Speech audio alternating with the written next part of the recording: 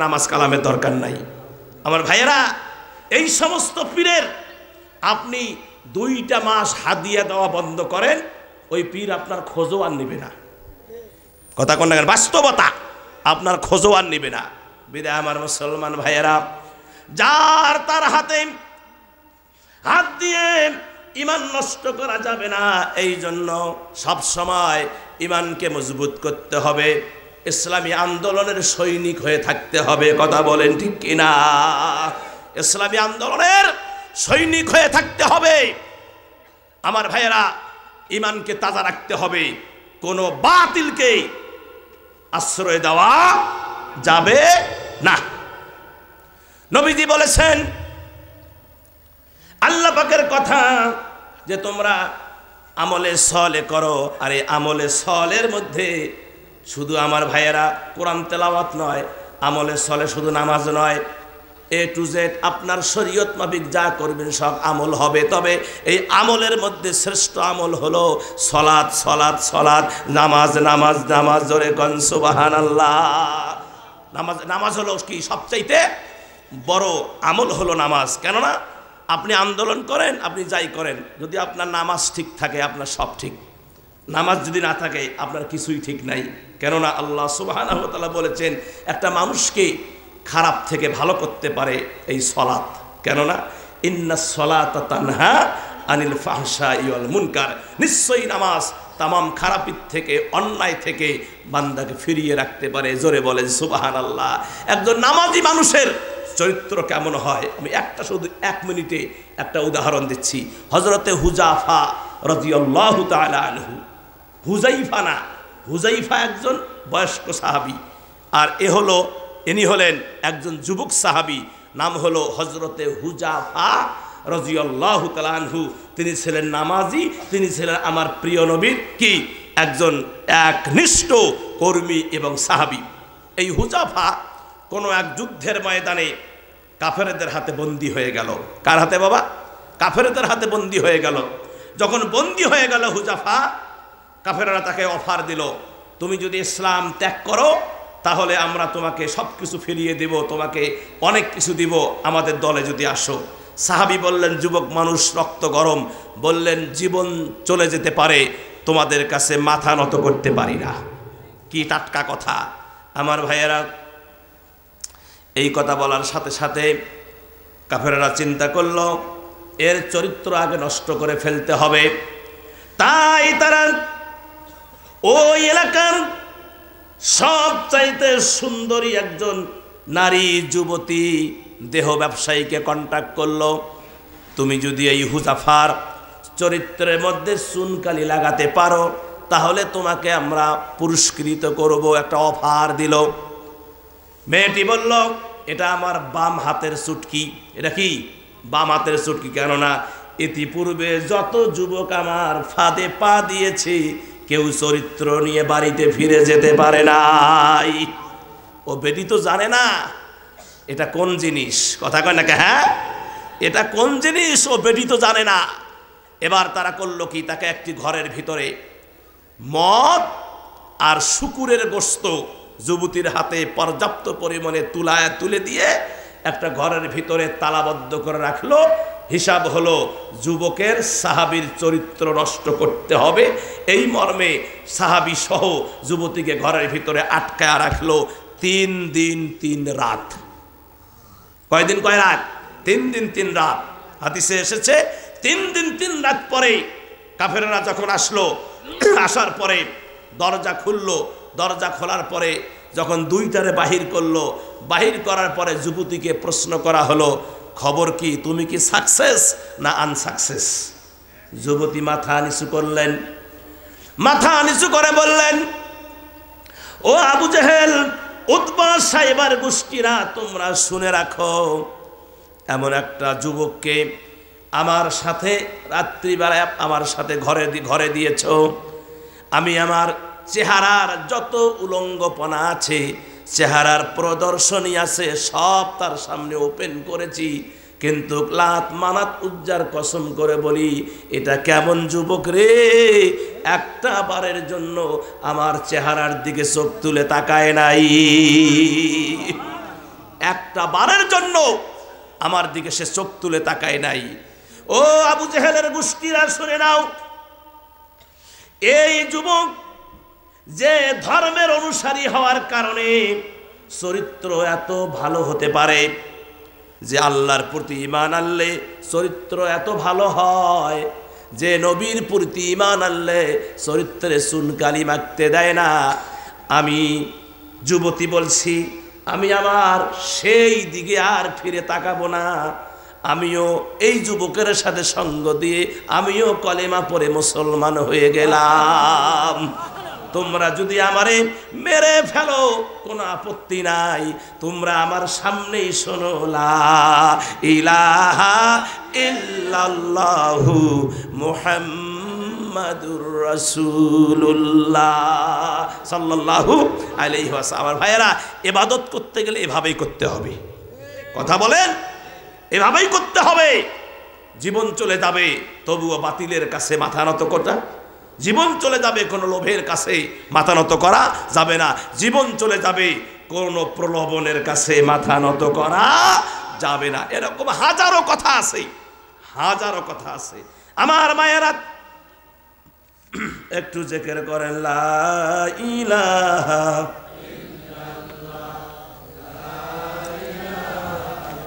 লা ইলাহা লা ইলাহা ইল্লাল্লাহু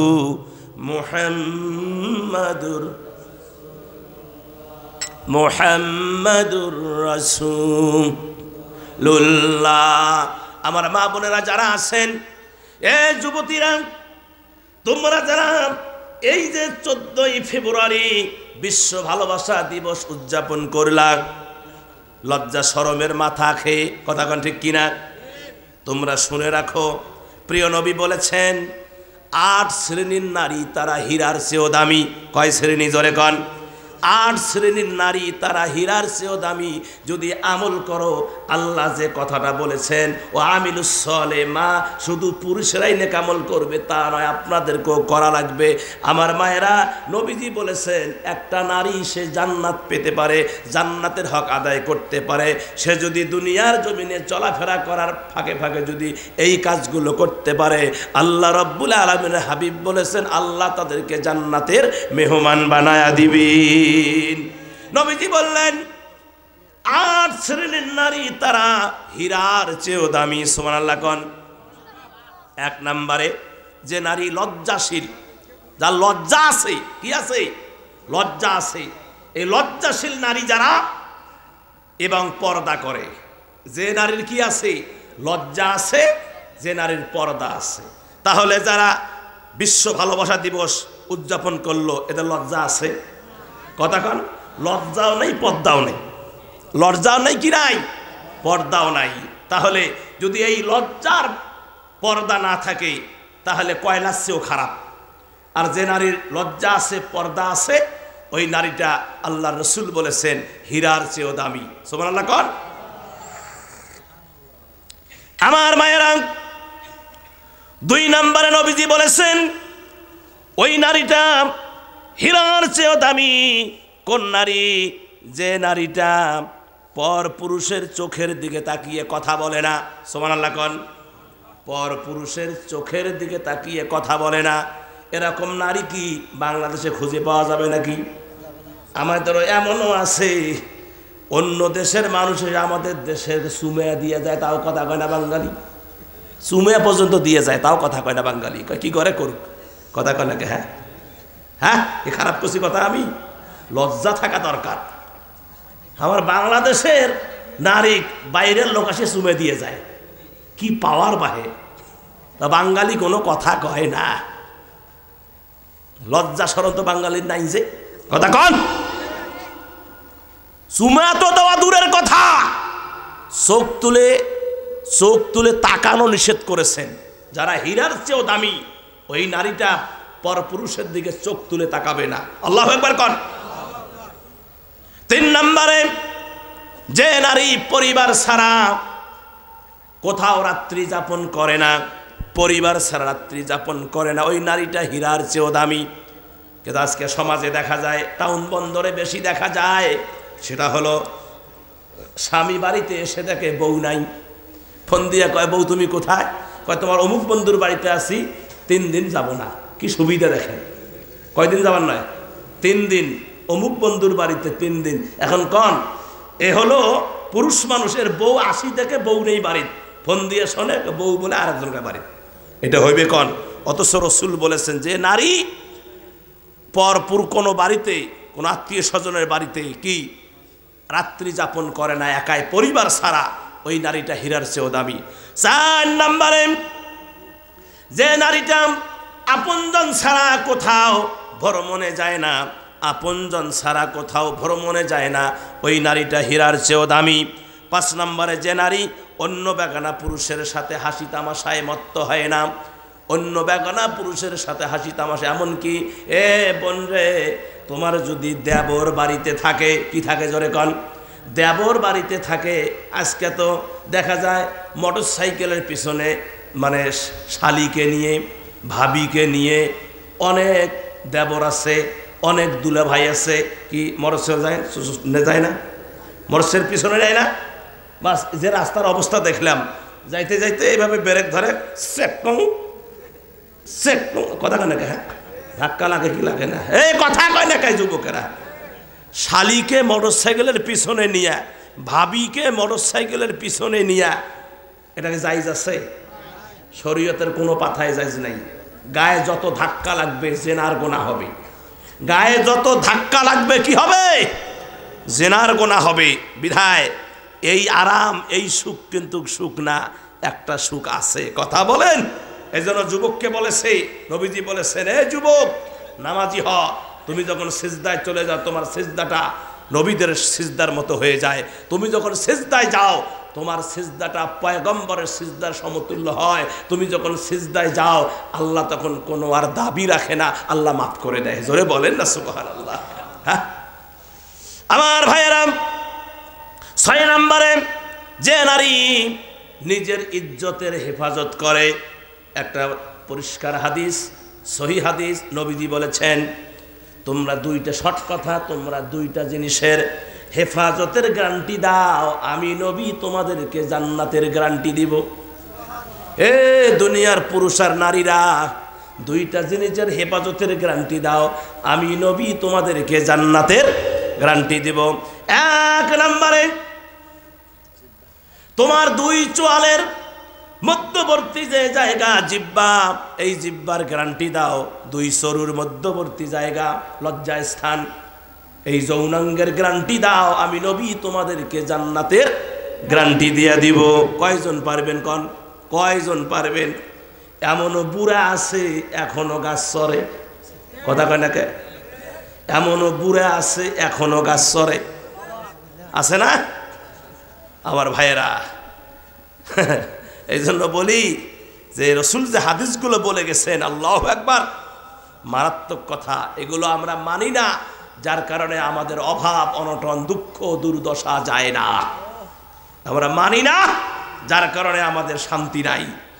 7 নম্বরে, যে নারী প্রত্যেকটা অঙ্গের, চোখের, কানের, জিহ্বার, হাতের, পায়ের লজ্জায় স্থান, এক কথায় প্রত্যেকটা অঙ্গের হেফাজত করে, ওই নারীটা হীরার চেয়েও দামি। 8 নম্বরে, যে নারীটা সত্যবাদী নারী, তারপরে তাকওয়াবান আমলদারি এবং গুণবতী নারী, যারা হীরার চেয়েও দামি। আমার মায়েরা, এই 8 শ্রেণীর নারী যারা আছেন গো, নবীজি বলেছেন তারা হলেন হীরা মণিমুক্তার চেয়েও দামি গো মা। যদি এই 8 শ্রেণীর চরিত্র যদি আপনার ভিতরে না থাকে, এই গুণগুলো যদি না থাকে মা, যেভাবেই হোক এই গুণগুলো চরিত্রের মধ্যে সিটিং ফিটিং করেন, আমার নবী বলেছেন তোমাদের জন্য জান্নাত, তোমাদের জন্য কি জান্নাত। বিধায় আমার মায়েরা ভালো হয়ে যান। আমার পূর্বের বক্তার আগে যে বক্তা ওয়াজ করেছেন আমার কানে এসেছে, তিনি বলেছিলেন 4টা কাজ যদি মায়েরা করে তাহলে জান্নাতের 8টা দরওয়াজা খোলা, একবারে সোজা সোজা, একবারে নামাজ পড়বে, রোজা করবে। কয়টা গেল? তাড়াতাড়ি চলে গেল না? নামাজটা হলো কন্টিনিউ চালাতে হবে, আর রোজাটা 1 বছর পরে 1 মাস গেল। তারপরে হলো স্বামীকে পিটাইবে নাকি, এদিকে পিটাই না, না? হ্যাঁ, মায়েরা কিন্তু খুশি হয়েছে, এইবার একটা কথা কইছেন হুজুর। হ্যাঁ, এরকম কিছু লোক আছে বউয়ের পিটনি খাওয়া, কথা কোন আছে না নাই? আমার মায়েরা খবরদার এই কাজ করবেন না, এই কাজটা কখনো করবেন না। স্বামী যতই অত্যাচার করুক না কেন স্বামীর প্রতি চড়াও হবেন না, স্বামীর গায়ে হাত তুলবেন না। তাহলে আল্লাহর, যে নারী স্বামীর গায়ে হাত তোলে আল্লাহর আরশ কেঁপে ওঠে। আমার মায়েরা স্বামীর খেদমত করবেন। আর 4 নাম্বার হলো পর্দা করবেন, ইজ্জতের হেফাজত করবেন। এই 4টা কাজ করলে 8টা জান্নাতের 8টা দরওয়াজা খোলা হয়ে যাবে। আমার সম্মানিত ভাইয়েরা, যেহেতু আমি আপনাদের কাছ থেকে চলেই যাব, আর টিকিট করা হয়েছে, আপনারা টিকিটের ব্যবস্থা করেছেন, 12:30টায় আমার হলো এখান থেকে রওনা হব। হ্যাঁ, 12টায় আমাকে শেষ করতে হবে, এখানে যেতে লাগবে প্রায় 20-15 মিনিট। হ্যাঁ, আর আগামীকালকে সাতক্ষীরা প্রোগ্রাম আছে। আমাদের গত রাতে সাতক্ষীরা প্রোগ্রাম ছিল, ওখান থেকে আপনাদের কক্সবাজার, আবার আগামীকাল আবার ওই সাতক্ষীরা শ্যামনগর, একদম বর্ডার ভারতের কাছে। দোয়া চাই আমার জন্য, আমিও মুসাফিরি হালতে আপনাদের জন্য দোয়া করি। আমার ছোট ভাই ডাকবেন, আমরা তো রিটায়ার্ড প্রায়, দাড়ি পেকে গেছে না, আমাদের তো সময় শেষ প্রায়। এনারা যুবক মানুষ, রক্ত এ সময় গরম, আমরাও এক সময় খুব কাঁপাছি, রক্ত আমাদেরও গরম ছিল, এখন শীতল হয়ে গেছে। আবার এই আপনার এই ময়দানে আমাদের বড় হুজুরের 5টা রিং পরানো ছিল। কয়টা? 5টা রিং বুকে নিয়ে ময়দান কাঁপাইছেন।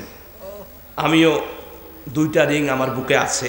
হার্টে অসুস্থ হয়েছিলাম, হার্ট অ্যাটাক করেছিলাম গত বছর।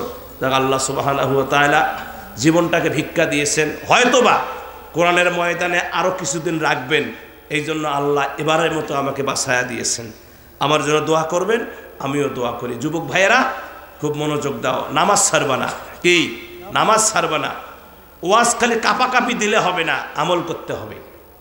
আমরা এমন মুসলমানের এমন চরিত্র হয়েছি, এখন এই মুহূর্তে যদি যে বক্তা, অনেকে বলে যে হুজুর এমন ওয়াজ দিবেন যেন একেবারে মিছিলে কাপাকাপি যেন শুরু হয়ে যায়।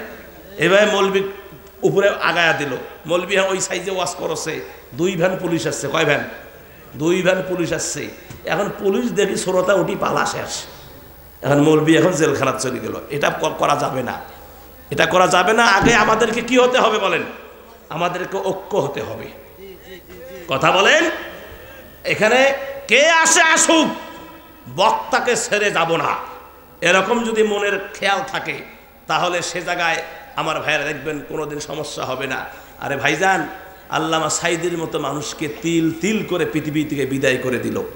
কথা কন না কেন? হ্যাঁ, তিল তিল করে ঢাকার বুকে জানাজার নামাজটা পর্যন্ত পড়তে দেওয়া হয় নাই। কথা বলেন ঠিক কিনা? জানাজার নামাজটা পর্যন্ত পড়তে দেওয়া হয় নাই। আমাদের ইসলামী আন্দোলনের সৈনিকগুলোকে তিল তিল করে পৃথিবী থেকে বিদায় করে দেওয়া হলো। আমার ভাইয়েরা আরও কত জেলখানার ভিতরে অন্ধকার কুটিরে কাটছে তারা। বন্ধুগণ আমার, এক হয়ে যান, আর বসে থাকার সুযোগ নেই, এক হয়ে যান, দেখবেন বিজয় একদিন আসবেই। বিজয় কি আসবেই। আমাদের এই দেশের উপর না, আলেম ওলামাদের উপরে বিদেশের শকুনদের চোখ পড়েছে, ভারতের শকুনদের চোখ পড়েছে, আমেরিকার শকুনদের চোখ পড়েছে, পাশ্চাত্য ওই সমস্ত নাস্তিকদের চোখ পড়েছে যে পৃথিবী থেকে, বাংলাদেশ থেকে মুসলমানদেরকে ডিলিট করে দিতে চায় তারা। কিন্তু আমাদের উপায় নাই, আমাদের এক হতে হবে। কথা বলেন। আজকে আপনি দেখেন সারা বাংলা, সারা গোটা বিশ্বে মুসলমানের সংখ্যা হলো 200 কোটি। কয় কোটি? 200 কোটি মুসলমান। আর কাফেরের ইহুদিদের সংখ্যা হলো মাত্র 1 কোটি। তাও হিসাবে আসছে 1 কোটি তো কম, 80 থেকে 90 লক্ষ ধরেন, 1 কোটিকে ধরেন। এই 1 কোটি ইহুদি গোটা বিশ্ব কাঁপাচ্ছে, ফিলিস্তিনের মুসলমানদেরকে শেষ করে দিল। কেউ কোনো কথা কয় না, ইসলামী কান্ট্রিগুলো কথা কয় না, ইরান কথা কয় না, ইরাক কথা কয় না, এদিকে আপনার সৌদি আরব কথা বলে না। কিসের ভয়? ভয়টা কোথায়? ভয়টা কোথায়? কেননা মুসলমান তো 200 কোটি, মুসলমান বেশি না, 200 কোটি, ইহুদি 1 কোটি। 200, ওদের থেকে 199 কোটি বেশি মুসলমান। এই মুসলমান যদি ওই ইসরায়েলের সীমানায় গিয়ে পেশাব করে দেয়, ইসরায়েলের ইহুদিরা ভেসে যেত।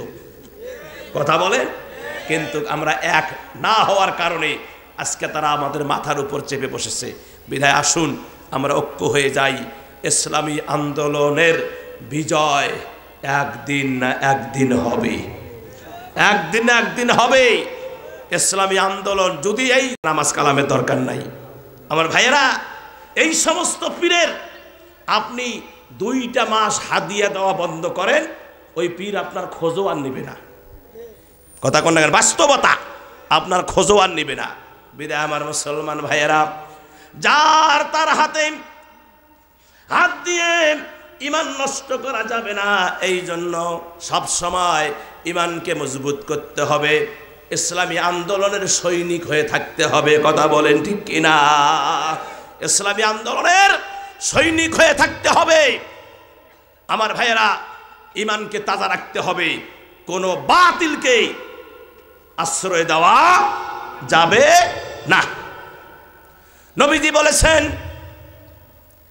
আল্লাহ পাকের কথা যে তোমরা আমলে সলে করো, আর এই আমলে সলের মধ্যে শুধু আমার ভাইয়েরা কোরআন তেলাওয়াত নয়, আমলে সলে শুধু নামাজ নয়, A to Z আপনার শরীয়ত মাফিক যা করবেন সব আমল হবে। তবে এই আমলের মধ্যে শ্রেষ্ঠ আমল হলো সলাৎ, সলাৎ, সলাৎ, নামাজ, নামাজ, নামাজ। জোরে কোন সুবহানাল্লাহ। নামাজ, নামাজ হলো কি সবচাইতে বড় আমল হলো নামাজ। কেননা আপনি আন্দোলন করেন, আপনি যাই করেন, যদি আপনার নামাজ ঠিক থাকে আপনার সব ঠিক, নামাজ যদি না থাকে আপনার কিছুই ঠিক নাই। কেননা আল্লাহ সুবহানাহু ওয়া তাআলা বলেছেন একটা মানুষকে খারাপ থেকে ভালো করতে পারে এই সলাত। কেননা ইন্নাস সলাতা তানহা আনিল ফাহশাই ওয়াল মুনকার, নিশ্চয়ই নামাজ তামাম খারাপির থেকে, অন্যায় থেকে বান্দাকে ফিরিয়ে রাখতে পারে। জোরে বলেন সুবহানাল্লাহ। একজন নামাজি মানুষের চরিত্র কেমন হয়, আমি একটা শুধু 1 মিনিটে একটা উদাহরণ দিচ্ছি। হযরতে হুযাফা রাদিয়াল্লাহু তাআলা আনহু, হুযাইফা না, হুযাইফা একজন বয়স্ক সাহাবী, আর ইনি হলেন একজন যুবক সাহাবী, নাম হলো হযরতে হুযাফা রাদিয়াল্লাহু তাআলা আনহু। তিনি ছিলেন নামাজি, তিনি ছিলেন আমার প্রিয় নবীর কি একজন একনিষ্ঠ কর্মী এবং সাহাবী। এই হুযাফা কোনো এক যুদ্ধের ময়দানে কাফেরদের হাতে বন্দী হয়ে গেল। কার হাতে বাবা? কাফেরদের হাতে বন্দী হয়ে গেল। যখন বন্দী হয়ে গেল হুযাফা, কাফেররা তাকে অফার দিল, তুমি যদি ইসলাম ত্যাগ করো তাহলে আমরা তোমাকে সব কিছু ফিরিয়ে দেব, তোমাকে অনেক কিছু দিব, আমাদের দলে যদি আসো। সাহাবী বললেন, যুবক মানুষ, রক্ত গরম, বললেন জীবন চলে যেতে পারে, তোমাদের কাছে মাথা নত করতে পারি না। কি টাটকা কথা আমার ভাইয়েরা। এই কথা বলার সাথে সাথে কাফেররা চিন্তা করলো এর চরিত্র আগে নষ্ট করে ফেলতে হবে। তাই তারা ওই এলাকার সবচাইতে সুন্দরী একজন নারী যুবতী দেহ ব্যবসায়ীকে কন্ট্যাক্ট করলো, তুমি যদি এই হুযাফার চরিত্রের মধ্যে চুনকালি লাগাতে পারো তাহলে তোমাকে আমরা পুরস্কৃত করব। একটা অফার দিল। মেয়েটি বলল, এটা আমার বাম হাতের চুটকি। এটা কি? বাম হাতের চুটকি। কেননা ইতিপূর্বে যত যুবক আমার ফাঁদে পা দিয়েছে কেউ চরিত্র নিয়ে বাড়িতে ফিরে যেতে পারে নাই। ও বেটি তো জানে না এটা কোন জিনিস। কথা কয় নাকি? হ্যাঁ, এটা কোন জিনিস ও বেটি তো জানে না। এবার তারা করলো কি, তাকে একটি ঘরের ভিতরে মদ আর শুকুরের গোশত যুবতীর হাতে পর্যাপ্ত পরিমাণে তুলে দিয়ে একটা ঘরের ভিতরে তালাবদ্ধ করে রাখলো। হিসাব হলো যুবকের সাহাবীর চরিত্র নষ্ট করতে হবে, এই মর্মে সাহাবী সহ যুবতীকে ঘরের ভিতরে আটকায়া রাখলো 3 দিন 3 রাত।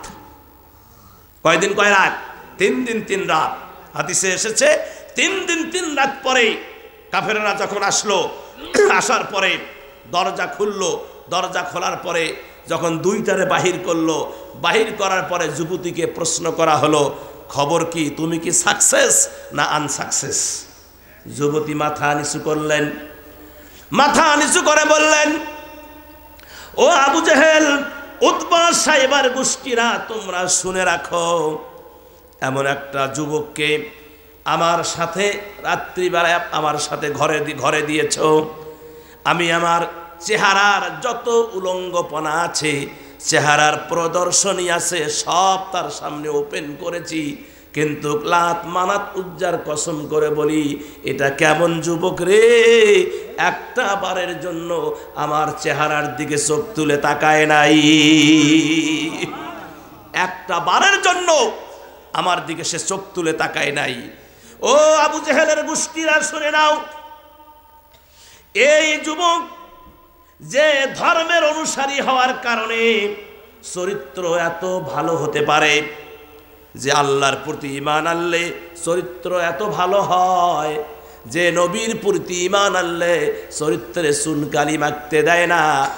আমি যুবতী বলছি, আমি আমার সেই দিকে আর ফিরে তাকাবো না। আমিও এই যুবকের সাথে সঙ্গ দিয়ে আমিও কলেমা পড়ে মুসলমান হয়ে গেলাম। তোমরা যদি আমারে মেরে ফেলো কোনো আপত্তি নাই, তোমরা আমার সামনেই শোনো, লা ইলাহা ইল্লাল্লাহু মুহাম্মাদুর রাসূলুল্লাহ সাল্লাল্লাহু আলাইহি ওয়াসাল্লাম। আমার ভাইয়েরা, ইবাদত করতে গেলে এভাবেই করতে হবে। কথা বলেন, এভাবেই করতে হবে। জীবন চলে যাবে, তবুও বাতিলের কাছে মাথা নত করা, জীবন চলে যাবে, কোনো লোভের কাছে মাথা নত করা যাবে না। জীবন চলে যাবে, কোনো প্রলোভনের কাছে মাথা নত করা যাবে না। এরকম হাজারো কথা আছে, হাজারো কথা আছে। আমার মায়েরা, একটু জিকির করেন, লা ইলাহা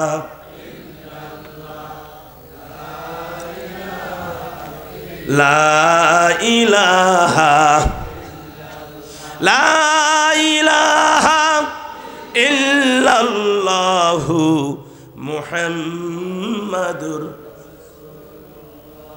মুহাম্মাদুর রাসূলুল্লাহ।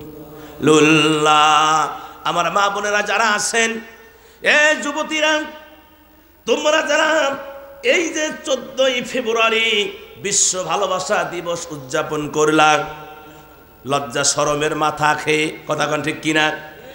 তোমরা শুনে রাখো, প্রিয় নবী বলেছেন 8 শ্রেণীর নারী তারা হীরার চেয়েও দামি। কয় শ্রেণী? জোরে কন। 8 শ্রেণীর নারী তারা হীরার চেয়েও দামি। যদি আমল করো, আল্লাহ যে কথাটা বলেছেন, ও আমিলুস সলেমা, শুধু পুরুষরাই নেক আমল করবে তা নয়, আপনাদেরকেও করা লাগবে। আমার মায়েরা, নবীজি বলেছেন একটা নারী সে জান্নাত পেতে পারে, জান্নাতের হক আদায় করতে পারে, সে যদি দুনিয়ার জমিনে চলাফেরা করার ফাঁকে ফাঁকে যদি এই কাজগুলো করতে পারে। আল্লাহ রাব্বুল আলামিনের হাবিব বলেছেন, আল্লাহ তাদেরকে জান্নাতের মেহমান বানায়া দিবেন। নবীজি বললেন 8 শ্রেণীর নারী তারা হীরার চেয়েও দামি। সুবহানাল্লাহ কোন? 1 নম্বরে যে নারী লজ্জাশীল, যার লজ্জা আছে, কি আছে? লজ্জা আছে। এই লজ্জাশীল নারী যারা এবং পর্দা করে, যে নারীর কি আছে? লজ্জা আছে, যে নারীর পর্দা আছে। তাহলে যারা বিশ্ব ভালোবাসা দিবস উদযাপন করলো, এদের লজ্জা আছে? কথা কন। লজ্জাও নেই, পর্দাও নেই। লজ্জাও নেই, কি নাই? পর্দাও নাই। তাহলে যদি এই লজ্জার পর্দা না থাকে, তাহলে কয়লার চেয়েও খারাপ। আর যে নারীর লজ্জা আছে, পর্দা আছে, ওই নারীটা আল্লাহর রাসূল বলেছেন হীরার চেয়েও দামি। সুবহানাল্লাহ কোন? আমার মায়েরা, 2 নম্বরে নবীজি বলেছেন ওই নারীটা হীরার চেয়েও দামি। কোন নারী? যে নারীটা পর পুরুষের চোখের দিকে তাকিয়ে কথা বলে না। সুবহানাল্লাহ কোন? পর পুরুষের চোখের দিকে তাকিয়ে কথা বলে না। এরকম নারী কি বাংলাদেশে খুঁজে পাওয়া যাবে নাকি? আমাদের এমনও আছে, অন্য দেশের মানুষের আমাদের দেশের সুমেয়া দিয়ে যায়, তাও কথা কয় না বাঙালি। সুমেয়া পর্যন্ত দিয়ে যায়, তাও কথা কয় না বাঙালি। কি করে করুক, কথা কয় নাকি? হ্যাঁ হ্যাঁ, এ খারাপ করছি কথা? আমি লজ্জা থাকা দরকার। আমার বাংলাদেশের নারী বাইরের লোক আসে চুমে দিয়ে যায়, কি পাওয়ার বাহে। তা বাঙালি কোনো কথা কয় না। লজ্জা শরম তো বাঙালির নাই যে, কথা কন। চুমা তো দেওয়া দূরের কথা, চোখ তুলে তাকানো নিষেধ করেছেন। যারা হীরার চেয়েও দামি ওই নারীটা পরপুরুষের দিকে চোখ তুলে তাকাবে না। আল্লাহু আকবার কন। 3 নম্বরে, যে নারী পরিবার ছাড়া কোথাও রাত্রি যাপন করে না, পরিবার ছাড়া রাত্রি যাপন করে না, ওই নারীটা হীরার চেয়েও দামি। কিন্তু আজকে সমাজে দেখা যায়, টাউন বন্দরে বেশি দেখা যায়, সেটা হলো স্বামী বাড়িতে এসে দেখে বউ নাই, ফোন দিয়ে কয় বউ তুমি কোথায়? কয় তোমার অমুক বন্ধুর বাড়িতে আসি, 3 দিন যাব না। কি সুবিধা দেখেন, কয়দিন যাবার নয়, 3 দিন, অমুক বন্ধুর বাড়িতে 3 দিন। এখন কন, এ হলো পুরুষ মানুষের বউ আসি দেখে বউ নেই বাড়িতে, ফোন দিয়ে শোনে বউ বলে আরেকজনকে বাড়ি, এটা হইবে কন? অথচ রসুল বলেছেন যে নারী পরপুর কোনো বাড়িতে, কোনো আত্মীয় স্বজনের বাড়িতে কি রাত্রি যাপন করে না একাই পরিবার ছাড়া, ওই নারীটা হীরার চেয়েও দামি। 4 নম্বরে, যে নারীটা আপনজন ছাড়া কোথাও ভ্রমণে যায় না, আপনজন ছাড়া কোথাও ভ্রমণে যায় না, ওই নারীটা হীরার চেয়েও দামি। 5 নম্বরে, যে নারী অন্য বেগানা পুরুষের সাথে হাসি তামাশায় মত্ত হয় না, অন্য বেগানা পুরুষের সাথে হাসি তামাশা, এমনকি এ বোন রে, তোমার যদি দেবর বাড়িতে থাকে, কি থাকে জোরে কন, দেবর বাড়িতে থাকে, আজকে তো দেখা যায় মোটর সাইকেলের পিছনে মানে শালিকে নিয়ে, ভাবিকে নিয়ে, অনেক দেবর আছে, অনেক দুলা ভাই আছে, কি মোটরসাইকেল যায় না, মোটরসাইকেল পিছনে যায় না, বাস যে রাস্তার অবস্থা দেখলাম, যাইতে যাইতে এইভাবে ব্রেক ধরে, কথা কয় না কে, হ্যাঁ ধাক্কা লাগে কি লাগে না, এই কথা কয় না কে যুবকেরা, শালিকে মোটরসাইকেলের পিছনে নিয়ে, ভাবিকে মোটরসাইকেলের পিছনে নিয়ে, এটাকে জায়েজ আছে? শরীয়তের কোনো পাথায় জায়েজ নাই। গায়ে যত ধাক্কা লাগবে জেনার গুনাহ হবে, গায়ে যত ধাক্কা লাগবে কি হবে, জেনার গুনাহ হবে। বিধায় এই আরাম, এই সুখ কিন্তু সুখ না, একটা সুখ আছে, কথা বলেন। এই জন্য যুবককে বলেছে, নবীজি বলেছেন, এ যুবক নামাজি হ, তুমি যখন সিজদায় চলে যাও তোমার সিজদাটা নবীদের সিজদার মতো হয়ে যায়, তুমি যখন সিজদায় যাও তোমার সিজদাটা পয়গম্বরের সিজদার সমতুল্য হয়, তুমি যখন সিজদায় যাও আল্লাহ তখন কোনো আর দাবি রাখে না, আল্লাহ মাফ করে দেয়। জোরে বলেন না সুবহানাল্লাহ। হ্যাঁ আমার ভাইয়েরা, 6 নম্বরে, যে নারী নিজের ইজ্জতের হেফাজত করে, একটা পরিষ্কার হাদিস, সহিহ হাদিস, নবীজি বলেছেন তোমরা 2টা শর্ট কথা, তোমরা 2টা জিনিসের হেফাজতের গ্যারান্টি দাও, আমি নবী তোমাদেরকে জান্নাতের গ্যারান্টি দিব। এ দুনিয়ার পুরুষ আর নারীরা, 2টা জিনিসের হেফাজতের গ্যারান্টি দাও, আমি নবী তোমাদেরকে জান্নাতের গ্যারান্টি দিব। 1 নম্বরে, তোমার 2 চোয়ালের মধ্যবর্তী যে জায়গা জিহ্বা, এই জিহ্বার গ্যারান্টি দাও। 2 সরুর মধ্যবর্তী জায়গা লজ্জা স্থান, এই যৌনাঙ্গের গ্যারান্টি দাও, আমি নবী তোমাদেরকে জান্নাতের গ্যারান্টি দিয়ে দিব। কয়জন পারবেন কন, কয়জন পারবেন? এমনও বুড়া আছে এখনো গাছ চড়ে, কথা কয় না কে, এমনও বুড়া আছে এখনো গাছ চড়ে, আছে না আমার ভাইয়েরা? এই জন্য বলি যে রসুল যে হাদিসগুলো বলে গেছেন, আল্লাহু আকবার, মারাত্মক কথা, এগুলো আমরা মানি না, যার কারণে আমাদের অভাব অনটন দুঃখ দুর্দশা যায় না, আমরা মানি না, যার কারণে আমাদের শান্তি নাই। 7 নম্বরে, যে নারী প্রত্যেকটা অঙ্গের, চোখের, কানের, জিহ্বার, হাতের, পায়ের লজ্জা স্থান, এক কথায় প্রত্যেকটা অঙ্গের হেফাজত করে, ওই নারীটা হীরার চেয়েও দামি। 8 নম্বরে, যে নারীটা সত্যবাদী নারী, তারপরে তাকওয়াবান আমলদারি এবং গুণবতী নারী, যারা হীরার চেয়েও দামি। আমার মায়েরা, এই 8 শ্রেণীর নারী যারা আছেন গো, নবীজি বলেছেন তারা হলেন হীরা মণিমুক্তার চেয়েও দামি গোমা। যদি এই 8 শ্রেণীর চরিত্র যদি আপনার ভিতরে না থাকে, এই গুণগুলো যদি না থাকে মা, যেভাবেই হোক এই গুণগুলো চরিত্রের মধ্যে সিটিং ফিটিং করেন, আমার নবী বলেছেন তোমাদের জন্য জান্নাত। তোমাদের জন্য কি? জান্নাত। বিধায় আমার মায়েরা ভালো হয়ে যান। আমার পূর্বের বক্তার তার আগে যে বক্তা ওয়াজ করেছেন আমার কানে এসেছে, তিনি বলেছিলেন 4টা কাজ যদি মায়েরা করে তাহলে জান্নাতের 8টা দরওয়াজা খোলা। একবারে সোজা সোজা, একবারে নামাজ পড়বে আর রোজা করবে। কয়টা গেল? তাড়াতাড়ি চলে গেল না? নামাজটা হলো কন্টিনিউ চালাতে হবে, আর রোজাটা 1 বছর পরে 1 মাস গেল। তারপরে হলো স্বামীকে পিটাইবে নাকি? এদিকে পিটাই না? না, হ্যাঁ, মায়েরা কিন্তু খুশি হয়েছে, এইবার একটা কথা কইছেন হুজুর।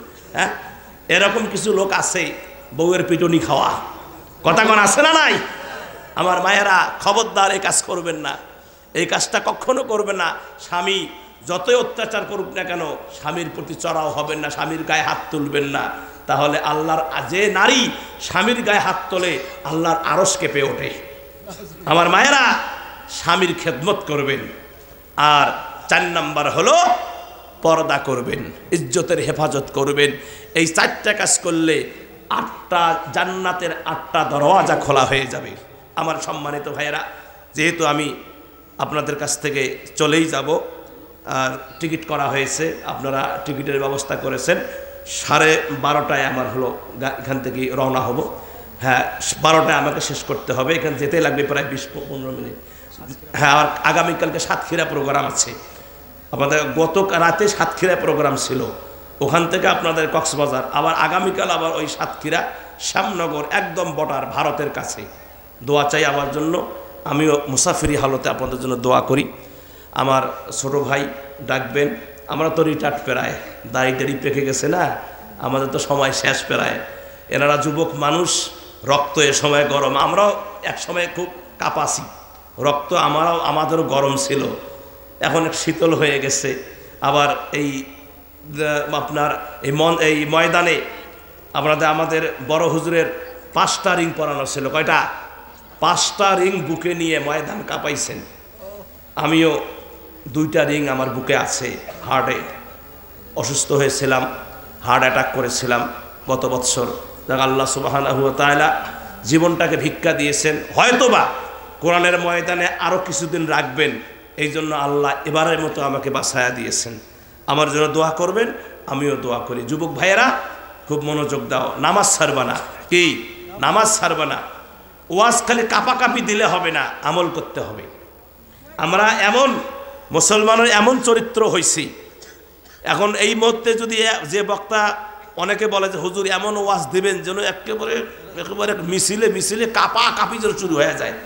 এভাবে মৌলবি উপরে আগায়া দিল, মৌলবি ওই সাইজে ওয়াজ করছে, 2 ভ্যান পুলিশ আসছে। কয় ভ্যান? 2 ভ্যান পুলিশ আসছে। এখন পুলিশ দেখি শ্রোতা উঠি পালা শেষ, এখন মৌলবি এখন জেলখানাত চলে গেল। এটা করা যাবে না, এটা করা যাবে না। আগে আমাদেরকে কি হতে হবে বলেন? আমাদেরকে ঐক্য হতে হবে। কথা বলেন, এখানে কে আসে আসুক, বক্তাকে ছেড়ে যাব না, এরকম যদি মনের খেয়াল থাকে তাহলে সে জায়গায় আমার ভাইয়েরা দেখবেন কোনোদিন সমস্যা হবে না। আরে ভাইজান, আল্লামা সাইদির মতো মানুষকে তিল তিল করে পৃথিবী থেকে বিদায় করে দিল। কথা কন না কেন? হ্যাঁ, তিল তিল করে ঢাকার বুকে জানাজার নামাজটা পর্যন্ত পড়তে দেওয়া হয় নাই। কথা বলেন ঠিক কিনা? জানাজার নামাজটা পর্যন্ত পড়তে দেওয়া হয় নাই। আমাদের ইসলামী আন্দোলনের সৈনিকগুলোকে তিল তিল করে পৃথিবী থেকে বিদায় করে দেওয়া হলো। আমার ভাইয়েরা আরও কত জেলখানার ভিতরে অন্ধকার কুটিরে কাটছে তারা। বন্ধুগণ আমার, এক হয়ে যান, আর বসে থাকার সুযোগ নেই। এক হয়ে যান, দেখবেন বিজয় একদিন আসবেই। বিজয় কি? আসবেই। আমাদের এই দেশের উপর না, আলেম ওলামাদের উপরে বিদেশের শকুনদের চোখ পড়েছে, ভারতের শকুনদের চোখ পড়েছে, আমেরিকার শকুনদের চোখ পড়েছে, পাশ্চাত্য ওই সমস্ত নাস্তিকদের চোখ পড়েছে যে পৃথিবী থেকে, বাংলাদেশ থেকে মুসলমানদেরকে ডিলিট করে দিতে চায় তারা। কিন্তু আমাদের উপায় নাই, আমাদের এক হতে হবে। কথা বলেন। আজকে আপনি দেখেন সারা বাংলা, সারা গোটা বিশ্বে মুসলমানের সংখ্যা হলো 200 কোটি। কয় কোটি? 200 কোটি মুসলমান। আর কাফেরের ইহুদিদের সংখ্যা হলো মাত্র 1 কোটি। তাও হিসাবে আসছে 1 কোটি তো কম, 80 থেকে 90 লক্ষ, ধরেন 1 কোটিকে ধরেন। এই 1 কোটি ইহুদি গোটা বিশ্ব কাঁপাচ্ছে, ফিলিস্তিনের মুসলমানদেরকে শেষ করে দিল। কেউ কোনো কথা কয় না, ইসলামী কান্ট্রিগুলো কথা কয় না, ইরান কথা কয় না, ইরাক কথা কয় না, এদিকে আপনার সৌদি আরব কথা বলে না। কিসের ভয়? ভয়টা কোথায়? ভয়টা কোথায়? কেননা মুসলমান তো 200 কোটি, মুসলমান বেশি না? 200 কোটি, ইহুদি 1 কোটি। 200, ওদের থেকে 199 কোটি বেশি মুসলমান। এই মুসলমান যদি ওই ইসরায়েলের সীমানায় গিয়ে পেশাব করে দেয়, ইসরায়েলের ইহুদিরা ভেসে যেত। কথা বলে। কিন্তু আমরা এক না হওয়ার কারণে আজকে তারা আমাদের মাথার উপর চেপে বসেছে। বিধায় আসুন আমরা ঐক্য হয়ে যাই। ইসলামী আন্দোলনের বিজয় একদিন না একদিন হবে, একদিন না একদিন হবে। ইসলামী আন্দোলন যদি এই জমিনে যদি কালেমার পতাকা কোনোদিন উড্ডীন হয়, ইসলামী আন্দোলনের হাত দিয়েই উড্ডীন হবে ইনশাআল্লাহ। ইসলামী আন্দোলনের হাত দিয়ে উড্ডীন হবে। আমরা ওই প্রত্যাশায় হৃদয়ের ভিতরে জিহাদের তামান্না লালন যেন আমরা করতে পারি। ডাক যদি আসে ইসলাম কায়েমের জন্য, আমরা যেন প্রস্তুত থাকতে পারি। আল্লাহ তৌফিক দান করুন। সকলে বলি আমিন। আমরা সকলে সালাম দিই কবরে। আসসালামু আলাইকুম ইয়া আহলাল কুবুর আনতুম মুসলিমুন আল মুসলিমাত। সূরা ফাতিহা, সূরা ইখলাস, দরুদ শরীফ, আস্তাগফির পড়ি। আউযু বিল্লাহি মিনাশ শাইতানির রাজিম। সিরাতাল লাযিনা আনআমতা আলাইহিম কুল হুয়াল্লাহু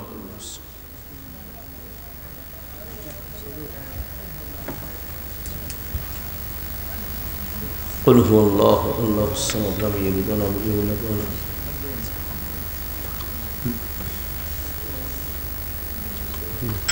يكن له